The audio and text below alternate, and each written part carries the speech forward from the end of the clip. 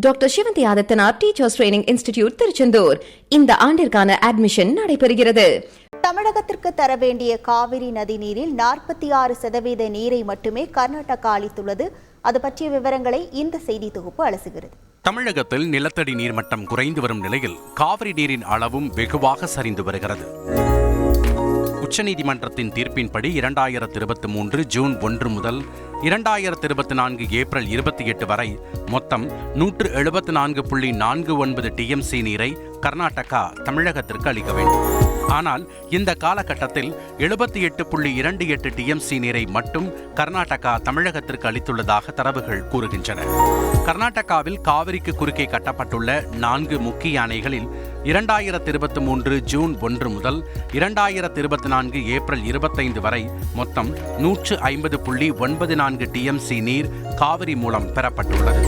இதே காலகட்டத்தில் தமிழக எல்லைப் பகுதியில் உள்ள பிலிகுண்டுலுவிற்கு காவிரி மூலம் கிடைக்கப்பட்ட நீரின் அளவு 78.69 டிஎம்சியாக இருந்தது.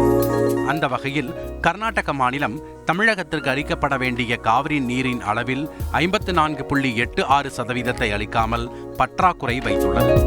ஏப்ரல் 30 அன்று நடைபெற்ற காவிரி நதிநீர் மேலாண்மை வாரிய கூட்டத்தில் போதுமான நீர் இல்லாததால் தமிழகத்திற்கு தேவையான தண்ணீரை அளிக்க முடியாது என்று கர்நாடகா மறுத்துவிட்டது.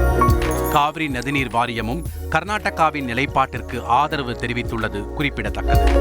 உச்சநீதிமன்ற தீர்ப்பை அமல்படுத்த காவிரி நதிநீர் மேலாண்மை வாரியம் எதுவும் செய்யவில்லை என்று துறைசார் நிபுணர்கள் குற்றம் சாட்டுகின்றனர்.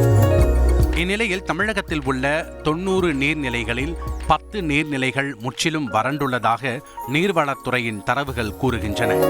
மே 2 நிலவரப்படி 90 நீர்நிலைகளில் மொத்தம் 51.99 டிஎம்சி நீர் மட்டுமே இருப்பு உள்ளது.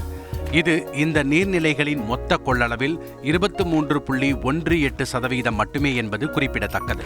இதன் விளைவாக தமிழகத்தில் பல்வேறு பகுதிகளில் குடிநீர் பற்றாக்குறை ஏற்படும் அபாயம் உருவாகியுள்ளது.